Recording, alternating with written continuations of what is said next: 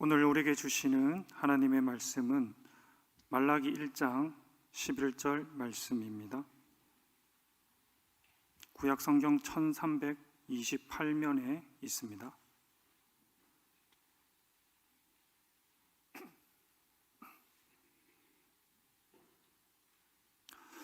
만군의 여호와가 이르노라. 해 뜨는 곳에서부터 해 지는 곳까지의 이방 민족 중에서 내 이름이 크게 될 것이라. 각처에서 내 이름을 위하여 분향하며 깨끗한 제물을 드리리니 이는 내 이름이 이방 민족 중에서 크게 될 것임이니라. 아멘.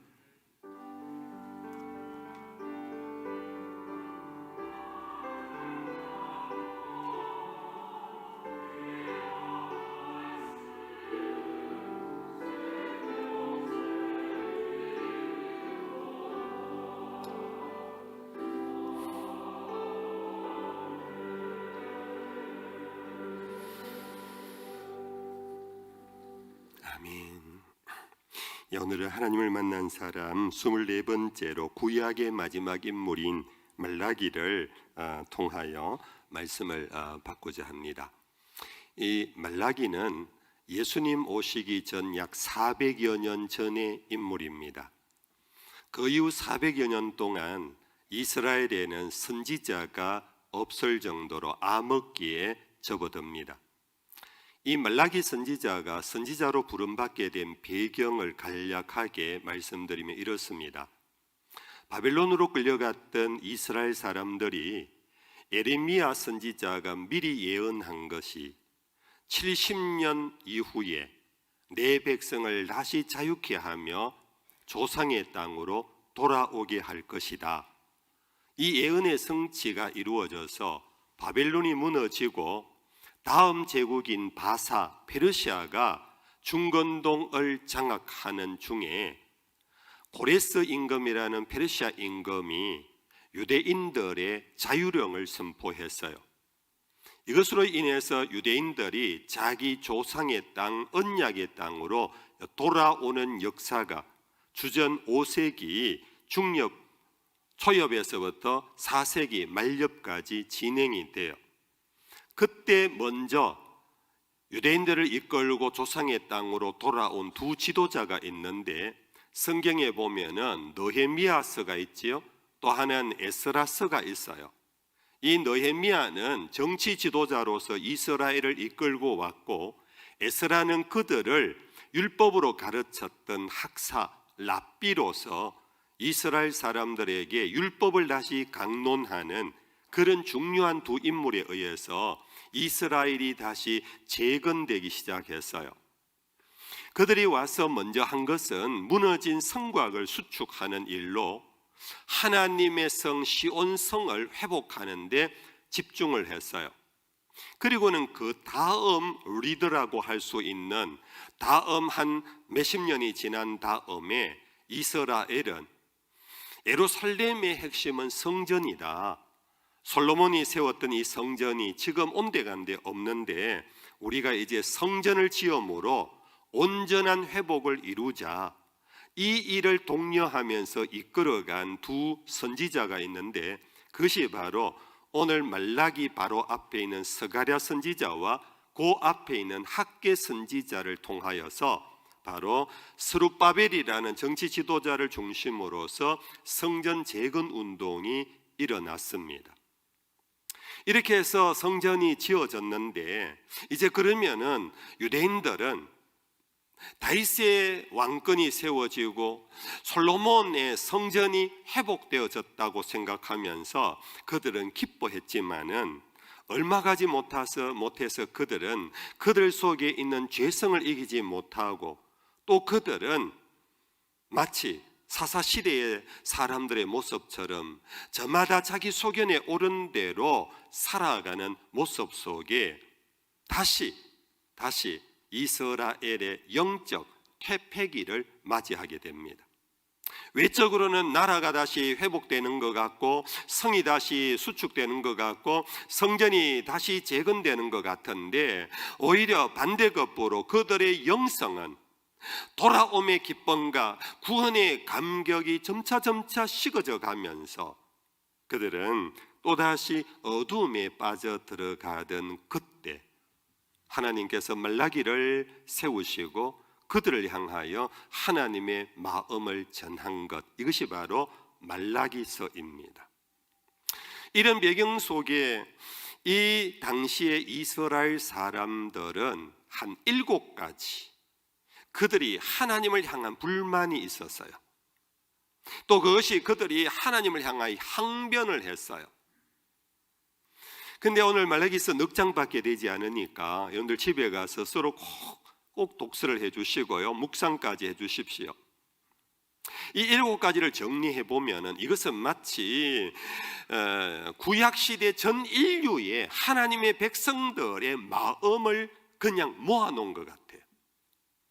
어떤 것인가 한번 보면서 그것이 오늘 나에게는 없는가 한번 돌아보면 좋겠습니다. 1장 2절에 주께서 어떻게 우리를 사랑하셨나이까? 대표적인 항변입니다. 주께서 어떻게 우리를 사랑하셨단 말입니까? 우리 흔히 그러잖아요. 목회자가 집사님 어렵지만 하나님은 당신을 사랑하고 있는 거 잊지 마십시오. 하나님은 당신을 사랑하십니다. 우리 교사들이 아이들에게 가르치잖아요. 얘들아, 하나님은 너를 향한 놀라운 계획을 갖고 있고 너를 사랑하셔. 용기를 갖고 꿈을 가져. 우리가 보통 교회에서 그렇게 권면하는 인사말이지요. 그런데 이스라엘 사람들은 하나님 선지자를 향하여 묻습니다. 하나님 우리를 사랑하신다고요? 사랑한 증거가 뭐예요? 뭐 어떻게 사랑하는데요? 이러기를 나머지 6가지도 동일한 어떻게로 물어요. 어떻게? 제가 정리해서 읽어드립니다. 1장 6절에 우리가 어떻게 주의 이름을 멸시하였나이까? 세 번째 1장 7절에 우리가 어떻게 주를 더럽게 하였나이까? 2장 17절에 우리가 어떻게 여호와를 괴롭혀 드렸나이까? 3장 7절에 우리가 어떻게 하여야 돌아가리까? 3장 8절에 우리가 어떻게 주의 것을 도둑질하였나이까? 3장 13절에 우리가 무슨 말로 주를 대적하였나이까? 마지막은 어떻게라는 이 부사가 빠졌지만 같은 의미예요. 무슨 말로 우리가 주를 대적했습니까? 어떻게 주를 대적했습니까? 그런데 이 7가지 따라오셨습니까? 자기 속에 이러한 항변이 없는가 한번 제가 다시 한번 읽어드립니다. 주님 우리를 사랑하신다고요? 어떻게 사랑하시는데요? 우리가 주의 이름을 멸시했다고요? 어떻게 멸시했는데요? 우리가 주를 더럽게 했다고요? 아니 어떻게 더럽게 했는데요? 우리가 주의 마음을 섭섭하게 하고 괴롭혔다고요? 아니 무슨 증거가 있습니까? 어떻게 우리가 주의 마음을 괴롭혔는데요? 자꾸 돌아오라 하시는데 도대체 어떻게 돌아가야 한단 말입니까? 도적질 했다고요? 우리가 도둑님입니까? 무엇을 보고 어떻게 우리가 도적질 했단 말입니까? 무슨 말로? 주를 대적했다고 우리를 자꾸 우리를 대적자라고 그렇게 몰아세웁니까? 그런데 이것이 사실 창세기부터 이 구약 말라기까지 인생이 주를 향하여서 가진 항변들이에요. 선지자를 통하여 그러지 말라, 주는 너를 사랑한다, 너희들은 왜 주를 대적하느냐, 너희들은 돌아오라, 주의 영광을 훼손하지 마라, 주를 업신여기지 말라. 수없이 선지자들의 메시지에 대해서 왜 하나님의 백성들은 온전히 순종하지 않았는가, 그로 인하여 왜 나라가 망하고 포로가 되고 자식을 잃고 왜 그렇게 되었는가, 우리가 뭘 잘못했습니까?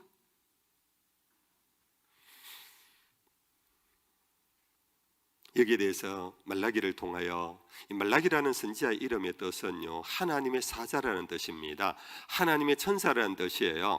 물론 모든 선지자가 그렇습니다. 그 기능이 하나님의 대변자입니다. 근데 그 이름은 너무 가깝게 이 내용을 읽어보면 마치 하나님이 이런 항변을 하는 이스라엘 사람하고 마주 앉아서 하나님이 묻고 답하는 그런 형식으로 구성되어 있어요. 첫째, 1장 2절 3절을 한번 읽어보십시다. 우리 다 같이 한번 읽어보겠습니다. 여호와께서 이르시되 내가 너희를 사랑하였노라 하나 너희는 이르시기를 주께서 어떻게 우리를 사랑하셨나이까 하는도다. 나 여호와가 말하노라 에서는 야곱의 형이 아니냐. 그러나 내가 야곱을 사랑하였고 에서는 미워하였으며 그의 산들을 황폐하게 하였고 그의 산업을 광야의 이리들에게 넘겼느니라. 내가 너희를 사랑하였노라 하나 너희는 항변하기를 하나님께서 어떻게 우리를 사랑하셨나이까. 여러분들 목회하다 보면 이런 항변 직접적인 언사로 받지 않지만 간접적으로 우리 성도들이 그렇게 항변하는 것을 많이 느껴요. 목사님, 하나님 나 사랑하는 거 맞나요? 사랑한다면 어떻게 나를 이렇게 놔두십니까? 이렇게 나에게 힘든 고난이 있도록 하십니까? 하나님, 정말 우리 아이 사랑하는 거 맞나요? 제 아이가 부모 잘못 만나서 아이가 흙수저 갖고 제가 살아봤댔자 자기 친구들 또래에게 이겨내지를 못합니다. 이러고도 하나님이 사랑한다라는 말 내가 우리 자식들에게 어떻게 할 수 있겠습니까? 제가 그냥 여러분들 마음을 조금 표현을 했습니다만 여러분들 속에 이러한 불만 항변들이 사실 많을 거예요. 그렇죠, 여러분들? 하나님이 이렇게 둘러 답을 하고 계십니다. 나는 에서를 미워하고 야곱을 사랑했어. 오늘 에서와 야곱을 아시지요? 이삭의 두 아들입니다. 쌍둥이로 태어났지만 이 두 형제는 너무나 달랐어요. 에서는 당대의 용사입니다. 완전히 덜 사냥꾼이에요. 나갔다가 빈손으로 돌아오는 적이 없습니다. 곰을 만나도 곰을 잡아오고 늑대를 만나도 늑대를 잡아오고, 그래서 아버지 이삭의 마음에 흡족했던 맏이었어요. 그러나 그의 동생, 쌍둥이 동생 야곱은 전혀 달랐어요. 나가서요 개 한 마리 끌고 오지를 못해. 부엌에 있다가 지가 뛰어가면은 여러분들 아시죠? 깜짝 놀라면서 아이고 시급했다 뭐 이런 식으로 네, 그러면서 어머니 치마폭에 확 쌓이는, 여러분들 객관적인 제3자가 보면 그 형제간 둘 중에 누가 하나님의 사랑을 더 입었을 것 같아요? 우리는 오늘 현실에 보면은 에서 같은 사람이 하나님의 축복을 받았구나, 하나님의 사람으로 크는구나, 그럴 수 있지 않겠습니까? 야곱을 보면 아이고 저것도 인간이 되겠나? 저 교회에 어디 서겠노? 저 사회에서 지가 값도 못할 거 아니냐? 그 사람 보고 하나님이 그를 사랑했다라고 우리가 말할 수 있나요? 근데 오늘 말라기를 통하여 하나님이 말씀합니다. 나는 누구를 사랑했다고요? 야곱을 사랑했대요. 자격 없는 야곱입니다. 사랑받기에 자격이 없어요. 사랑받을 만한 자격이 없어요. 거꾸로 말하면 사랑을 받은 자의 결과물이 없어요. 하나님은 사랑받을 자격이 없는 우리가 은혜를 받고 깨달으면 믿음이 생기면 잘 부르는 찬송이 있잖아요. 나 같은 죄인 살리신 주 은혜 놀랍다고. 나 같은 죄인이라는 것이 뭡니까? 자격 없는 놈을 하나님이 값없이 의롭다 해주시는, 그것을 사도 바울은 로마서를 통하여 최고의 사랑이라고, 하나님이 한번 사랑한 그를 누가 정죄하겠는가? 가리겠는가? 가난이겠는가? 천사겠는가? 하나님이 그를 사랑한 그 사랑은 끊어놓을 수 없는 최고의 사랑을 입은 것이 뭐냐? 자격 없는 죄인이 하나님 앞에 의롭다고 인정받으며 너는 내 것이라 하고 그의 아버지가 되어주시고 하나님이 되어주시는 것, 이것이 바로 최고의 사랑. 이스라엘은 그때나 지금이나, 아니 우리들도 마찬가지, 옛날이나 지금이나 우리는 나 같은 자격 없는 놈을 하나님이 사랑해 주셨다면 사랑의 결과물을 먼저 생각해요. 찾으려고 그래요.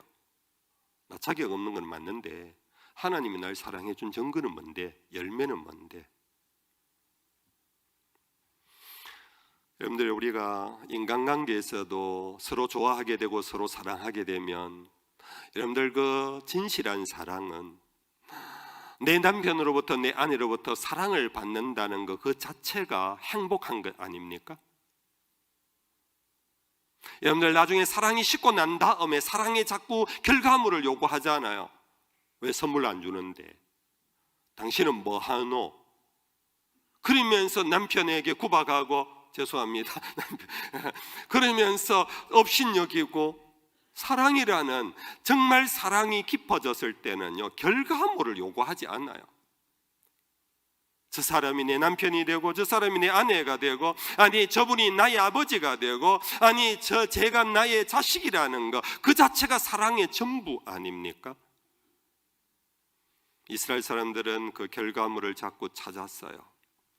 신명기서 말씀해 보면은 출애굽해 왔던 이스라엘 백성에게 40년 광야 생활을 마치고 이제 약속의 땅을 바라보는 중에 하나님이 그들에게 한 번 더, 내가 너희들을 종되었던 땅에서 너희들을 건져낸 이유가 뭔지 아느냐?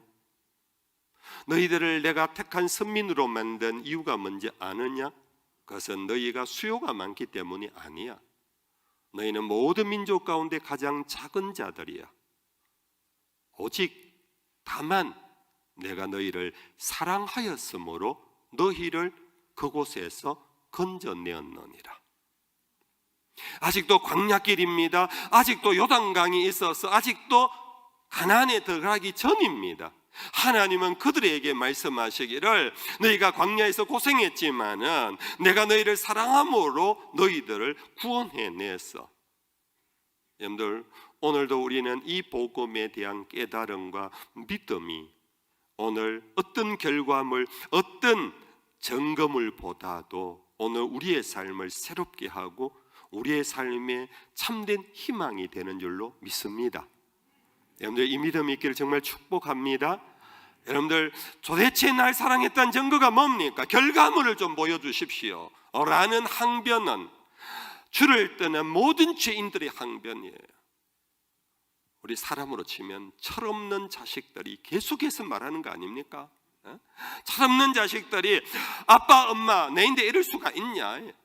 아빠 엄마 뭐 하고 있어서 내인데 유산 한 푼도 없고, 이러면서 우리는 철없는 자식은 자꾸 요구를 합니다만은, 정말 철든 자식은 부모의 유산 한 푼이 없더라도 낳아주신 부모에게 감사할 줄 아는 것.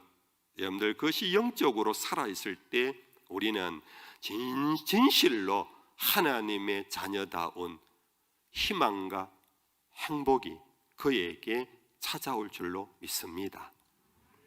근데 7가지 다 하게 되면 오늘 2시 넘어야 될 것 같은데요. 그래서 제가 하다가 시간이 안 되겠다 싶으면 중단할 거예요. 7가지 다 못하고요. 여러분들 대신 스스로 집에 가서 7가지를 스스로 묵상해 보세요. 내 안에도 어떻게 내가 주를 업신여겼단 말입니까? 내가 어떻게 주를 무시했단 말입니까? 내가 어떻게 돌아가야 한단 말 등등 여러분들 생각해 보세요. 두 번째 여기 6절입니다. 내 이름을 멸시하는 제사장들아, 나 만군의 여호와가 너희에게 이르기를, 아들은 그 아버지를, 종은 그 주인을 공경하나니 내가 아버지일진데 나를 공경함이 어디 있느냐? 내가 주인일진데 나를 두려워함이 어디 있느냐 하나, 너희는 이르기를 우리가 어떻게 주의 이름을 멸시하였나이까 하는도다. 하나님은 우리에게 존중받기를 원하세요. 하나님이 우리에게 재물을 원하지 않으세요. 하나님은 우리의 많은 예배자의 수요를 기대하지 않으세요.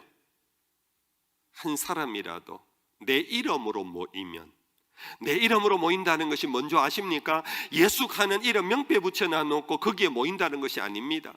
예수의 이름을 존중하고 예수의 이름이 나의 구주임을 높이고 그 이름을 찬송하는 그 가운데 내가 함께 한다라는 약속 아니겠습니까? 여러분들, 오늘 우리의 예배 생활 혹은 우리의 믿음 생활, 우리의 일상 속에서 하나님과의 관계 속에서 여러분들, 우리는 하나님을 무시할 때가 없는가 생각해 보십시오. 목사님, 나 무시한 적 없어요. 주일 다 지켰고요. 내 교회에서 맡기는 직분 내가 다 했어요. 그럼 된 거 아닙니까? 여기에 말라기를 통하여서 존중함을 공경이라는 말로 합니다. 아들은 그 아버지를, 종은 주인을 공경하나니 내가 아버지일진데, 내가 주인일진데. 하나님 우리 아버지가 되기를 원하고 우리의 주인이 되기를 원하세요. 그런데 공경이라는 단어 뜻 아시지요? 제가 몇 번 말씀드렸는데 무겁다라는 겁니다. 무겁다. 자식은 부모를 무겁게 여기는 것 그 자체가 공경이에요. 무겁게 여기기 때문에 자주 안부를 묻는 거예요. 무겁기 때문에 자주 찾아뵙는 거예요. 무겁기 때문에 부모의 유지를 받들어 내는 거예요. 부모가 가벼워지기 시작하면요, 바빠서 잊어버려요. 부모가 가벼워지기 시작하면은 찾아보는 것이 귀찮아져요. 부모가 가벼워지기 시작하면 부모의 유지는 온데간데 없어요. 공경이라는 단어 뜻이 바로 무겁다. 오늘 우리가 하나님과의 관계에 있어서 여러분들, 웨이트, 어떤 무게를 의미하는 것이 아닙니다. 내 마음속에 차지하는 비율을 의미합니다.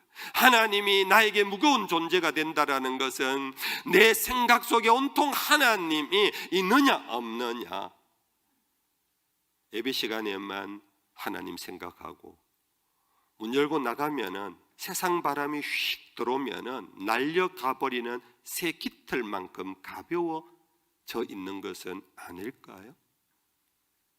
세상에 어려운 일이 있으면은 다 잊어버리고 사람 찾고, 능력 있는 사람 찾고, 방백을 찾고, 백을 찾고, 하나님 온데간데 없어요. 교회 와서는 그냥 주의 이름을 부르지만 그 무거운 게 아니에요. 너무너무 가벼운 거예요. 하나님은 이렇게 가볍게 취급당하기를 너무너무 싫어하세요.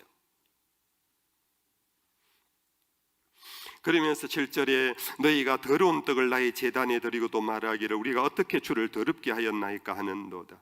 이는 너희가 여호와의 식탁은 경멸히 여길 것이라 말하기 때문이라.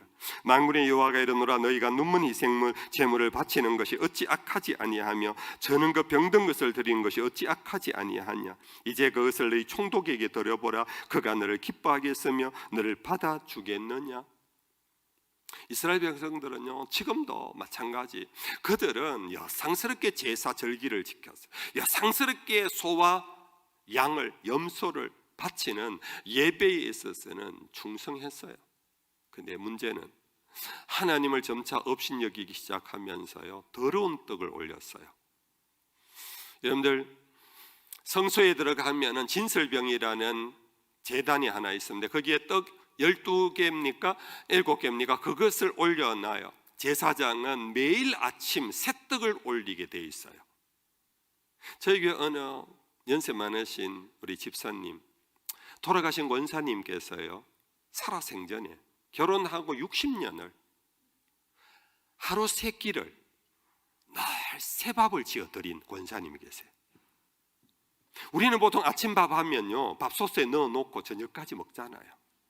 근데 그 집에 그 권사님은요, 점심때 다시 밥을 지었대요. 저녁에 다시 밥을 지었대요. 이 집사님이 그 권사님 살아생전에 자기 아내를 그것을 가지고 얼마나 사랑을 표현하고 고백하는지. 여러분들, 그렇게 여러분들 대접을 받아보세요. 남편들 정말 여러분들 행복하지 않겠습니까? 사람도 여러분들 그러는데, 여러분들 성소의 제사장이 제사를 드리러 갈 때 날마다 새 떡을 올려야 되는데 떡은 분명히 덜었어요. 맨날 며칠 지난 헌떡이에요. 더러운 떡이 되어버렸어요. 양을 몰고 왔어요. 소를 몰고 왔어요. 염소를 몰고 왔어요. 여러분들 율법에 의하면 초태성을 갖고 와야 되고 그것은 성한 것을 갖고 와야 되는데 여기에 눈먼 것들, 저는 것들, 병든 것들을 갖고 와서 제물이라고 드렸다는 거예요.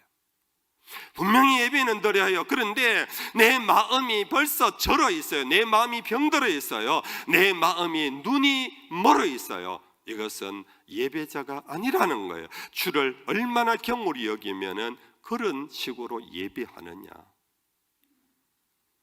인류 역사는 계속해서 이 논쟁이에요. 인간은 드리면 되지 않느냐, 드리면 되지 않느냐. 하나님은 그래, 네가 드린다고 수고했지만 나는 재물보다 네 마음을 원해. 네 마음을 원해. 지금도 변함없어요. 여러분들 이제 하나만 더 하고 이제 정리하겠습니다. 어떻게 7가지 가운데요. 3장 8절 말씀 가운데 하나입니다. 3장 8절입니다. 같이 한번 읽어볼까요? 3장 8절입니다. 사람이 어찌 하나님의 것을 도둑질하겠느냐? 그러나 너희는 나의 것을 도둑질하고도 말하기를 우리가 어떻게 주의 것을 도둑질하였나이까 하는도다. 이는 곧 11조와 봉헌물이라. 아이고 11조 나오니까 막 딱 싫지요. 목사님 드디어 오늘 헌금 설교하는구나. 제가 여러분들 헌금 설교 별로 안 하지만은 간혹 하면서 11조의 의미는 분명히 말씀드렸어요. 여러분들 11조는 하나님이 우리에게 주신 열의 하나를 제사장들과 이웃의 과와 가부와 객들을 위하여 사용하도록 그렇게 드리도록 하는 것이 구약의 규례였어요. 그런데 이것의 의미는 나머지 9도 하나님의 것이라는 것을 전제하는 거예요. 수적인 의미로 말하지 말고 그냥 전부가 하나님의 것이에요. 여러분, 이것이 우리의 믿음이고 고백입니다. 여러분들, 우리 인생은 하나님의 것입니다. 주께로부터 우리가 이 세상에 왔습니다. 주님이 우리를 위하여 독생자를 주시고 그의 피값으로 우리를 사시고 주인 되었어요. 그래서 우리는 예수를 보고 주님이라고 불러요. 근데 예배 드릴 때만 종교적인 용어로만 주여 주여 하는데 실제로는 내 인생 소유주가 자기 아닌가요? 그렇죠, 여러분들? 근데 하나님은 10의 1조를 통하여서 우리에게 계속해서 의식을 갖도록 만드는 거예요. 열의 하나를 떼어서 제사장과 고아와 가부와 객들을 위하여 나누어라. 이유는 너희들도 고아와 객과 가부였다. 너희들도 종살이 하던 사람들이었다. 너희가 그곳에서 구원받아 자유인이 되었고 이와 같이 살게 된 것, 그것은 바로 내가 너희들의 주인이기 때문이다. 그러므로 너희의 모든 것은 내 것임을 잊지 말아라. 이것이 11조 신학이고 믿음이에요. 여러분들, 목회자는요, 성도들이 11조 드리는 것도 너무 힘든 것 알아요. 그래서 11조 드리는 성도를 보면은 여러분들 절로 마음에 기도가 나오고 저 생업 복되게 해달라고, 저 직장 지켜달라고 기도해요. 또 오해하지 마세요. 11조 안 바친다고 제가 기도 안 뺍니다. 제 말씀을 잘 들어주십시오. 아무튼 그렇게 목회자는 그것을 고마워해요. 그런데 하나님은요, 하나님은 그것으로 고마워하지 않아요. 여러분들 모두 모든 것의 주인이 되기를 원하세요. 10의 하나를 드리고는 10의 9을 내 마음대로 사고 허랑방탕하게 여러분들 그렇게 목적 없이 의미 없이 가치 없이 자기만을 위하여 사용한다면 주님은 그것을 싫어하세요. 그것을 보고 도둑질한다는, 10의 하나만 도둑질하는 것이 아니라 10의 9을 네가 주인이 네 것이라고 생각하며 살아가는 것을 이 도둑놈이라고, 죄송합니다, 그렇게 말하는 본문이에요. 여러분들, 인류는 계속해서 하나님과 이 쟁론을 하고 있습니다. 하나님은 우리의 주인이라 그러는데 우리는 내가 주인이라 그럽니다. 내 마음대로 하기를 원합니다. 내 뜻과 내 감정대로, 내 입이라고 내 마음대로 말하고, 내 눈이라고 아무거나 보고, 내 발이라고 아무데나 다니고. 여러분들, 그러나 우리는 고백하고 인정해야 합니다. 순종해야 합니다. 내 모든 것 주님의 것입니다. 주여, 오늘도 어떻게 살리까? 오늘 또 주의 뜻은 무엇입니까? 여러분들 이거 묻는 것이 새벽기도고, 이거 묻는 것이 큐티고, 이거 묻는 것이 말씀 묵상 아닙니까? 그럴 때 여러분들이요, 이 어둠의 허감의 역사 속에서 살아날 수 있는 길이라는 걸 말라기서를 통하여 다시 하나님은 당부하고 있는 것입니다. 그러면서 말라기서 제4장의 마지막 구약을 접으면서 이렇게 말씀합니다. 우리 1절 2절을 한번 읽어볼까요? 1절 2절 시작. 만군의 여호와가 이르노라, 보라 용광로 불같은 날이 이르리니 교만한 자와 악을 행하는 자는 다 지푸라기 같을 것이라. 그 이르는 날에 그들을 살라 그 뿌리와 가지를 남기지 아니할 것이로되, 내 이름을 경외하는 너희에게는 공의로운 해가 떠올라서 치료하는 광선을 비추리니 너희가 나가서 외양간에서 나온 송아지같이 뛰리라. 여러분들 이 말씀은 기도원이나 어느 집회 가면 치유 은사 집회를 할 때 하나님의 치료의 광선이 비춰지기를 원합니다 하고 막 축복을 하잖아요. 저도 그 축복을 해요. 그런데 문제는 이 치료의 광선이 누구에게 임하느냐 하면은 여호와를 경외하는 자에게, 하나님을 무겁게 여기는 자, 하나님을 내 인생의 주인으로 모시는 자, 하나님의 말씀이면은 우하면 우하고 좌하면 좌할 수 있는 그런 순종의 사람에게 하나님은 치료의 광선을 비추시고 그를 치료하시고 새롭게 하시며 그의 인생 하나님의 자녀로 온전히 살 수 있도록 복을 주시는 것입니다. 말라기를 통하여 이러한 것이 모든 사람에게 되기를 소망하면서 오늘 설교 본문 모든 4장을 다 쓸 수 없어서 1장 11절을 제가 썼습니다. 이걸 읽고 마치겠습니다. 같이 읽어봅시다. 1장 11절입니다. 만군의 여호와가 이르노라, 해 뜨는 곳에서부터 해 지는 곳까지 이방 민족 중에서 내 이름이 크게 될 것이라. 각처에서 내 이름을 위하여 분향하며 깨끗한 제물을 드리리니 이는 내 이름이 이방 민족 중에서 크게 될 것임이니라. 해 뜨는 데서부터 해 지는 데까지, 땅 알파에서 땅 오메가까지 그 모든 인류가 하나님을 경외하는 자가 되는 그날까지 말라기를 통하여 세례자 요한의 출생에 대하여 마지막 부분 시간이 없어서 제가 언급 못합니다만 그걸 예고하고, 결국은 치료의 광선은 예수 그리스도의 탄생을 의미하면서 해 뜨는 데서부터 해 지는 데까지 여호와를 아는, 여호와를 경외하는 지식이 저와 여러분들을 통하여 퍼져나갈 수 있기를 주 예수의 이름으로 축복합니다. 찬양하십시다. 찬송가 528장입니다. 예수가 우리를 부르는 소리, 그 음성 부드러워 문 앞에 나와서 사면을 보며 우리를 기다리네. 우리 1절과 3절만 찬양합니다.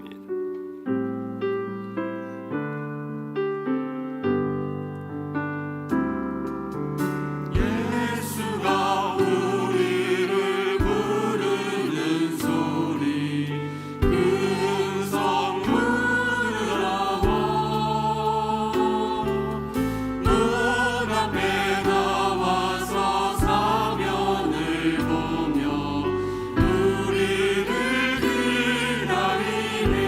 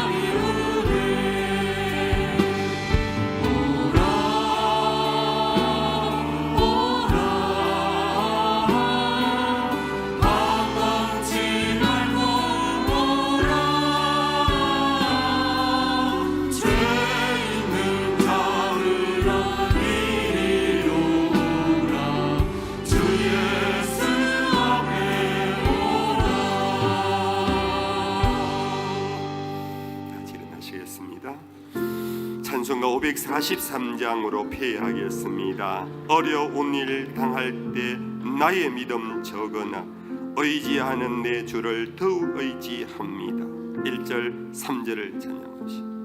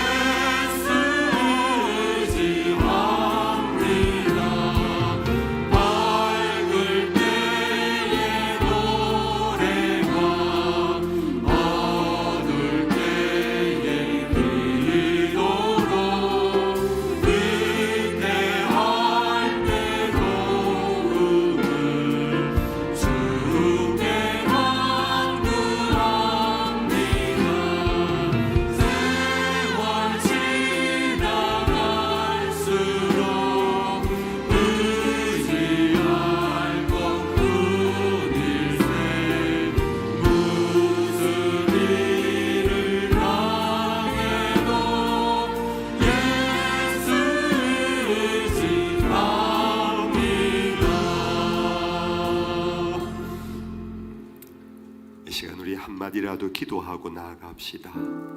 주여, 주를 온전히 경외하는 자, 주님의 말씀을 무겁게 여기는 자, 마음을 다하여 주를 사랑하는 자가 되게 해달라고, 바람에 나는 겨처럼 주님을 쉽게 여기지 않게 해달라고 자신을 두고 우리 기도하고 나아갑시다.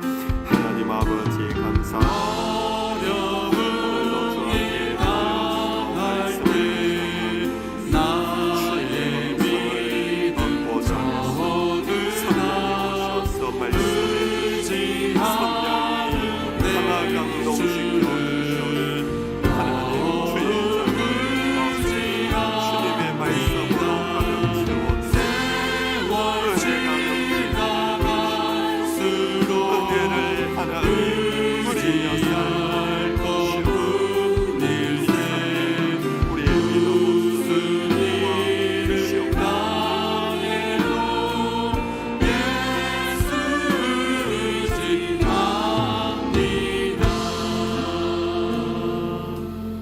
여호와는 내게 복을 주시고 너를 지키시기를 원하며, 여호와는 그 얼굴을 내게 비추사 은혜 베푸시기를 원하며, 여호와는 그 얼굴을 내게로 향하여 드사 평강 주시기를 원하노라.